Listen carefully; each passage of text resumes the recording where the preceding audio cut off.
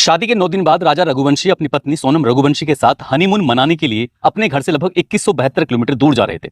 रास्ते में एयरपोर्ट पड़ता है, उस पर एक फोटो खींचते हैं। फोटो खींचकर अपने घर वाले ग्रुप में डाल देते हैं, परिवार को दिखाते हैं कि हम लोग यहाँ पहुंच चुके हैं। जैसे ही माँ उमा देवी ने फोटो को देखा, फोटो को देख के बार बार जूम कर रही थी। जूम करने के बाद माँ को बहुत गुस्सा आता है। गुस्सा आने के बाद अपने ही बेटे यानी कि राजा रघुवंशी को फोन लगाती है।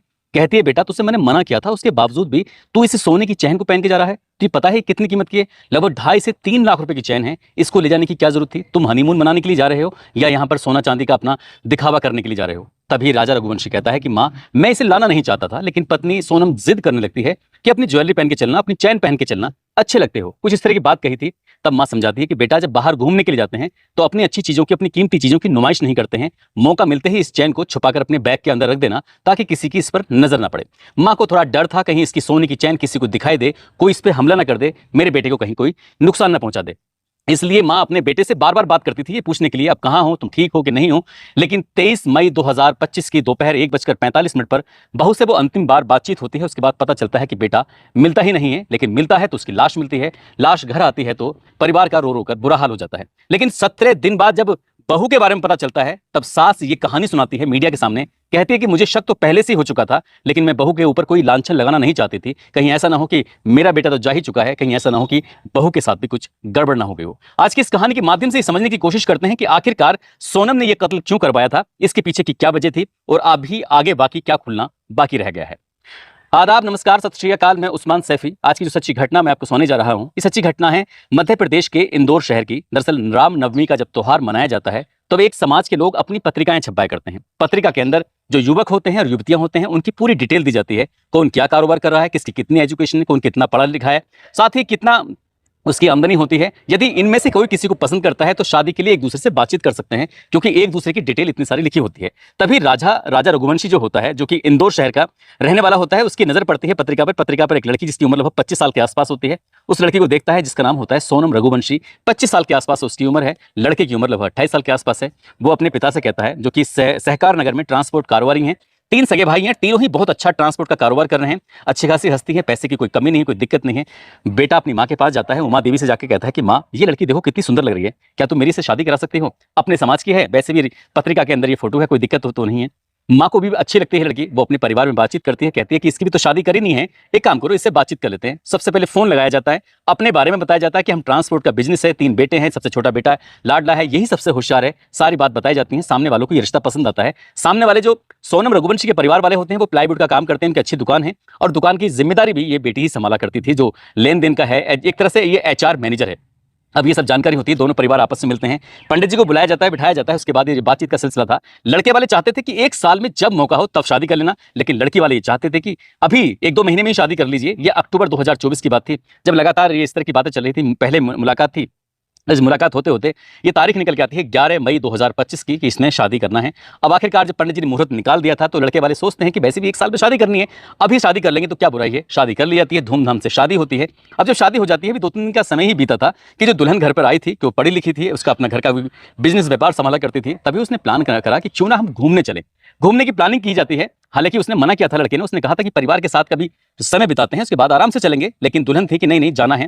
इसके लिए डिसाइड किया जाता है, और डिसाइड जब दुल्हन खुद ही कर रही थी, तो उसी ने डिसाइड कर लिया था कि शिलोंग चलेंगे और माँ कामाख्या देवी के दर्शन कर लेंगे, क्योंकि वो पति से यही कहलवाना चाहती थी। पति ने कामाख्या देवी के दर्शन नहीं किए थे। आखिरकार 20 मई 2025 को घर से निकलते हैं और यहाँ पर माँ कामाख्या देवी के दर्शन करते हैं, शिलोंग पहुंच जाते हैं। उसके बाद घूमना फिरना शुरू होता है।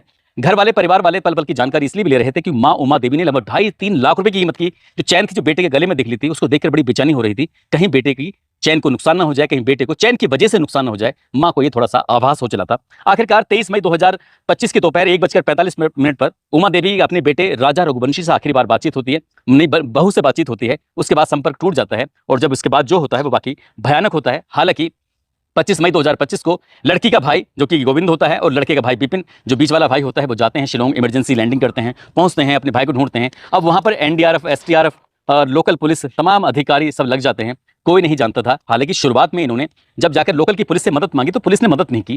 काश की पुलिस ने अगर मदद कर दी होती तो शायद इतना बड़ा मामला इस देश का हाई प्रोफाइल नहीं होता, क्योंकि जब इनकी मेघालय पुलिस मदद नहीं करती है तो इसके बाद ये मदद मांगते हैं यूट्यूबर्स से, और यूट्यूबर्स इस मामले को लगातार हाईलाइट कर देते हैं। जब हाईलाइट होता है मामला तो मामला मध्य प्रदेश के मुख्यमंत्री तक पहुंच जाता है, मामला फिर देश के गृह मंत्री अमित शाह तक पहुंच जाता है। उसके बाद फिर अमित शाह जी फोन करते हैं सीधा मेघालय के मुख्यमंत्री को, और जब फोन पहुंचता है तो उसके बाद फिर मीडिया इस मामले की कवरेज करना शुरू कर देता है और पल पल की जानकारी जुटाना शुरू कर देता है। आखिरकार लगातार दिन बीत रहे थे।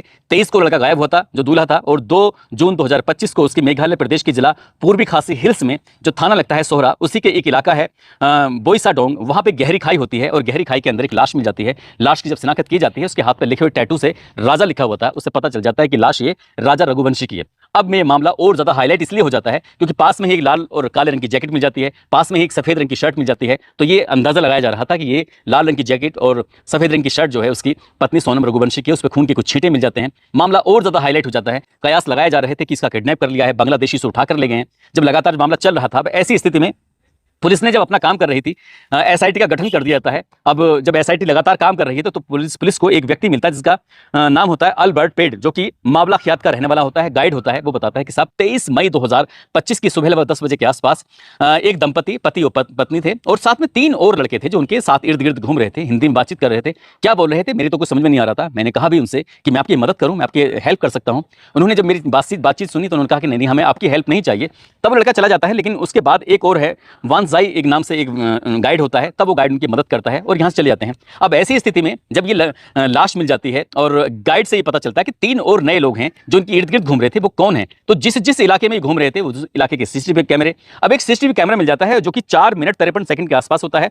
ये बातचीत कर रहे हैं, वही लाल रंग की जैकेट और काले रंग की जैकेट जो कि डुअल थी, एक तरफ से लाल दिखाई दे रही है, एक तरफ से काली दिखाई दे रही है। एक शर्ट पहनी हुई है उस लड़की ने वो, और फोन पर किसी से बातचीत कर रही है। पास में एक ऑल्टो कार होती है जो लाल रंग की है। ऑल्टो कार का एक लड़का है जो लगातार इन दोनों को देख रहा है, दंपति को, और एक है जो अपने गाड़ी में बैठा हुआ है। अब इस तरह से कहीं ना कहीं ये 4 मिनट 53 सेकंड की जो सीसीटीवी फुटेज होती है, इससे पुलिस को शक होता है। पुलिस ने अब अपना काम करना शुरू कर दिया। पुलिस ने अब टेक्निकल जो साक्ष्य थे वो जुटाने शुरू किए। अब जो टेक्निकल साक्ष्य जुटाने की कोशिश की तो मेघालय में आने वाले अलग अलग प्रदेशों के जो लोग थे उनका डेटा उठाना शुरू कर दिया। लाखों मोबाइलों में से अब कई मोबाइल ऐसे निकाले जाते हैं जिनमें से कुछ जानकारी मिलना शुरू हो जाती है। ऐसे ही उत्तर प्रदेश का एक ललितपुर जगह लगती है, वहां का एक गांव है दिगवार, यहां का रहने वाला एक लड़का होता है।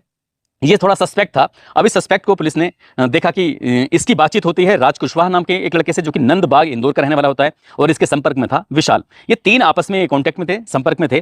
तभी पुलिस ने अपना काम करना शुरू किया और आगे बढ़ती है। आखिरकार राज कुशवाहा के बारे में ये पता चलता है कि राज कुशवाहा इंदौर में रहकर एक प्लाईवुड जो कंपनी है उसमें बेबी सिंह की ये कंपनी है, उसी के साथ ही काम करता है और उसके यहाँ पर ही नौकर है। और पता चलता है कि जो लड़की गायब हुई है सोनम रघुवंशी, दरअसल ये दोनों आपस में बहुत सारी बातचीत कर रहे थे। लड़की गायब हो रही है, उसके बाद भी बातचीत चल रही थी। तभी से पता चलता है कि ये दोनों दुकान पर रहकर एक दूसरे से दोस्ती कर बैठते हैं, प्यार कर बैठते हैं और जीने मरने की साथ साथ कसमें खा लेते हैं। लेकिन इसी बीच में पता चलता है कि इसकी शादी हो जाती है। अब शादी तो हो जाती है लेकिन कुछ नया प्रोग्राम नई चालाकी करते हैं। इधर समाज में पत्रिका छप जाती है। पत्रिका छपने के बाद ये दोनों परिवार आपस में मिल जाते हैं। तो कहीं ना कहीं लड़की वालों की तरफ से लड़की पर दबाव बन गया था, इसलिए शायद शादी के लिए मंजूरी दे दी थी। इसलिए लड़की ने कुछ ऐसा ठोस प्लान बनाया, ऐसा मीडिया रिपोर्ट में बताते हैं। ऐसा लड़की ने प्लान बनाया कि शिलोंग में चलते हैं घूमने के लिए। वहां पर पहले भी कई ऐसे दंपति हैं जो गायब हो गए हैं, और गायब होने की वजह से उनके बारे में कुछ ज्यादा कुछ छानबीन करने की कोशिश नहीं की, ना ही उनके बारे में कुछ ज्यादा पता चला, ना ही कभी ऐसा मीडिया में कोई खबरें वगैरह आती हैं। थोड़ी बहुत खबरें आती हैं तो उसके बाद मामला दब जाता है। लेकिन ये मामला इतना हाईलाइट हो जाएगा, इस बात की किसी ने कल्पना भी नहीं की थी। यूट्यूबर्स इस मामले को इतना हाई पे पहुंचा देंगे कि देश ही नहीं बल्कि विदेशों में भी इस घटनाक्रम की चर्चा होना शुरू हो जाएगा। आखिरकार पुलिस अपना काम कर ही रही थी और पुलिस ने 8 और 9 जून 2025 की रात को मेघालय और इंदौर पुलिस ने आपस में एक कंबाइंड ऑपरेशन चलाया। और ऑपरेशन चलाने के बाद ललितपुर से आकाश लोधी को उठाया, इंदौर से राज कुशवाहा को उठाया, और इंदौर से ही विशाल चौहान को उठाया, साथ ही मध्य प्रदेश के सागर से आनंद कुर्मी को उठाया। इधर पुलिस ने इन चारों लड़कों को हिरासत में लिया था अलग अलग टाइमिंग के हिसाब से। साथ ही जो लड़की होती है, लड़की को लगातार तलाश कर रहे थे मेघालय के शिलोंग की उन वादियों में, घाटियों में, लेकिन वो लड़की वहां नहीं थी बल्कि अपनी जगह से सैकड़ों किलोमीटर दूर जा चुकी थी। और 8-9 मई 2025 की रात बनारस गोरखपुर हाईवे पर, जो कि जिला गाजीपुर लगता है, थाना उसका नंदगंज लगता है और इलाका लगता है अंकुशापुर में एक कॉफी चाय का जायका नाम से नकाशी चाय जायका नाम से एक होटल होता है, ढाबा होता है। वहां पर रात लगभग 1:30 बजे के आसपास एक लड़की जिसने काली रंग की शर्ट पहनी हुई है, टी शर्ट, और काले रंग की पैंट पहनी हुई है, बदहवास हालत में बैठी हुई है, बाल उसके बिखरे हुए हैं, टीन शेड पे बैठी हुई थी। तभी एक छोटू की नजर पड़ जाती है जो चाय पिलाता है, खाना खिलाता है, पानी पिलाता है। वो जाकर पूछता है कि मैडम मैं आपके लिए क्या लेके आऊं, मैं आपकी क्या मदद कर सकता हूं। लड़की थोड़ी परेशान थी, बदहवास थी, कुछ कहने की स्थिति में नहीं थी। तभी जब स्थिति बिगड़ जाती है तब वो कहता है कि मैडम बताइए क्या करना है। वो कुछ बोल नहीं पा रही थी। तभी वो लड़का पहुंच जाता है अपने मालिक के पास, साहिल यादव से जाकर कहता है, जो ढाबे का मालिक होता है, कि साहब एक लड़की है, अजीब सी हरकतें हैं उसकी, आपको जाकर देखना चाहिए। फिर वो जो ढाबे का मालिक होता है साहिल यादव उसके पास पहुंचता है, उससे बातचीत करता है। बातचीत करने के बाद लड़की रोते हुए कहती है कि मुझे आप अपना नंबर दे दीजिए, फोन नंबर दे दीजिए, मुझे अपने घर वालों से, परिवार वालों से बातचीत करनी है।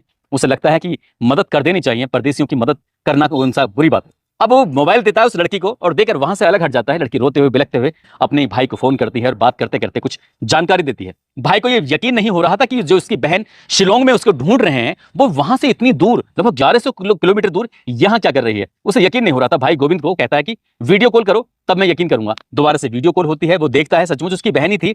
तभी उसने इंदौर की पुलिस से कांटेक्ट किया, इंदौर की पुलिस ने गाजीपुर की पुलिस से कांटेक्ट किया, और ये कांटेक्ट होने के बाद आखिरकार पुलिस इस मामले की जांच पड़ताल में जुट जाती है। देखती है यहाँ पर पुलिस जब मौके पर पहुंचती है तो ये लड़की जब अपने भाई से बात करती है तो बात करते करते बेहोश हो जाती है। और रात के 3 बजे जब नजदीकी पुलिस स्टेशन के एसएचओ इसलिए पहुंच जाते हैं क्योंकि 112 नंबर पर फोन किया गया था। पुलिस मौके पर आती है, इस लड़की को उठाकर सीधा जिला अस्पताल में पहले इसका चेकअप कराया जाता है, और चेकअप कराने के बाद यहाँ पर उसकी मेडिकल स्थिति देखी जाती है कि स्थिति है। उसके बाद इस सखी वन स्टॉप सेंटर जो कि महर्षि विश्वामित्र मेडिकल कॉलेज परिसर में बना हुआ है, वहां पर इसको जमा कर दिया जाता है। अब इसके बाद पूरे उत्तर प्रदेश ही नहीं बल्कि पूरे भारतवर्ष में इस लड़की के मिलने की चर्चा शुरू हो जाती है। पहले शुरुआत में ये अंदाजा लगा रहे थे कि जैकेट पर जो काले और लाल रंग की जैकेट है उस पर जो खून के धब्बे मिले हैं, कहीं ना कहीं लड़की मर चुकी है, मारी जा चुकी है, उसके साथ भी घटना हो चुकी है। लेकिन ऐसा कुछ नहीं था। लड़की मिल जाती है लेकिन जिस रूप में मिलती है उसकी किसी ने कल्पना नहीं की थी। आखिरकार उत्तर प्रदेश की पुलिस के पास बात पहुंचती है। जो अमिताभ यश लॉ एंड ऑर्डर के जो अधिकारी हैं, उन्होंने कहा कि मेघालय पुलिस और इंदौर पुलिस के हम संपर्क में हैं, वो जब चाहें वो लड़की को ले जाएं, हम अपनी जांच में पूरी तरह से सहयोग करने के लिए तैयार हैं। और अब जो होगा वो मेघालय की पुलिस, इस बात को उनके पास पहले से ही काफी मात्रा में सबूत थे। ये जानकारी पुख्ता हो चुकी थी कि इस लड़की का एक लड़के से जिसका नाम राज कुशवाहा है उससे अफेयर की बात सामने आ रही है, क्योंकि बहुत सारी बातें आपस में कर रहे हैं। अब किसने हत्या का प्लान बनाया? क्या अकेली लड़की ही मुखिया थी इसमें हत्या करवाने वाली, या फिर राज कुशवाहा इसमें मेन आरोपी है? हालांकि जितने भी प्यादे हैं सबके सब गिरफ्त में आ चुके हैं। पुलिस इनसे बारी बारी से पूछताछ करेगी। जाहिर सी बात है जब लड़की पकड़ी जाती है तो उसने एक नई कहानी बनाना शुरू कर दिया। वो लगातार बेहोश थी, उसको बेहोशी में रखा गया था और वो यहाँ लाके डाल दी गई, क्योंकि वो शिलोंग से गाजीपुर पहुंची है 1163 किलोमीटर। ये कोई जादूगरी तो हो नहीं सकती। इसमें कहीं ना कहीं लड़की कुछ ना कुछ छुपाने की कोशिश कर रही है, कोई ना कोई कहानी गढ़ रही है। जब 3rd डिग्री मिलेगी तो जाहिर सी बातें, कहते हैं कि मुर्दे भी बोलने लगते हैं पुलिस की मार के आगे, और ये बोलेगी। जो गाजीपुर इंदौर से ललितपुर जो दूर है, वो लगभग 436 किलोमीटर दूर है। इसमें ये एक लड़का है, ये लोधी, जो भी वो भी शामिल था, और जो ये हत्याकांड को अंजाम दिया जाता है इंदौर से 2169 किलोमीटर दूर शिलोंग में दिया जाता है। पुलिस हर एक कड़ी को जोड़ चुकी है, बस ये पर्दा हटना बाकी है। कौन कौन कातिल, किसने किसने क्या क्या रोल अदा किया है। उस लड़के को किसी धारदार हथियार से सामने से, पीछे से, दाएं से, बाएं से, चारों तरफ से मारा गया था, और उसके मारने का मकसद यही था, ये मरना चाहिए, ये लूट लगनी चाहिए। वो सोने की चैन जो पहनाई गई थी इसलिए ताकि वो लूट लगे, और इस घटनाक्रम को आसानी से पुलिस अगर खुलासा करेगी तो किसी ने इस घटना को अंजाम दे दिया, ताकि ये मामला सिर्फ एक सामान्य लगे और लड़की वापस अपने प्रेमी के पास पहुंच जाए। हालांकि पुलिस की जांच होना बाकी है, लेकिन मीडिया रिपोर्ट अभी यही सब बताती है। दोस्तों, इस पूरे घटनाक्रम को सुनाने का उद्देश्य किसी को परेशान करना नहीं है, किसी का दिल दुखाना नहीं है, बल्कि आपको जागरूक करना है, आपको सचेत करना है। और आपको जाते जाते एक बात और बतानी है कि जिस तरह से मीडिया में चल रहा है कि आजकल जब शादियां होती हैं, जैसे मेरठ की मुस्कान का मामला था, या फिर औरैया की एक लड़की थी, उसने अपने शादी के कुछ दिन बाद जो उसमें मुंह दिखाए में पैसे मिलते हैं, उसके बाद वो पति को मरवा देती है। ऐसी स्थिति में अगर लड़के वाले किसी लड़की को देखने के लिए जाते हैं तो एक बात सबसे पहले पूछें, किसी से अफेयर है तो भाई मैं इस रिश्ते को बिल्कुल भी नहीं करूंगा, और अगर अफेयर है तो आप जहां चाहो वहां शादी कर लो, कम से कम उस लड़के की जान तो बच जाएगी। माँ बाप को पहले से ही जानकारी होती है, शायद इस घटना में भी माँ बाप को पूरी की पूरी जानकारी है, वो सिर्फ स्वांग रच रहे हैं, नाटक कर रहे हैं। हालांकि पुलिस की जांच के बाद ये स्पष्ट हो ही जाएगा। लेकिन जिस तरह से उस लड़की के को ऐसे इनोसेंट दिखाने की कोशिश कर रहे हैं कि जैसे कुछ जानती नहीं है, लेकिन पुलिस के पास ऐसे साक्ष्य मिले हैं जिसमें लड़की ही मुख्य अपराधी के तौर पर सामने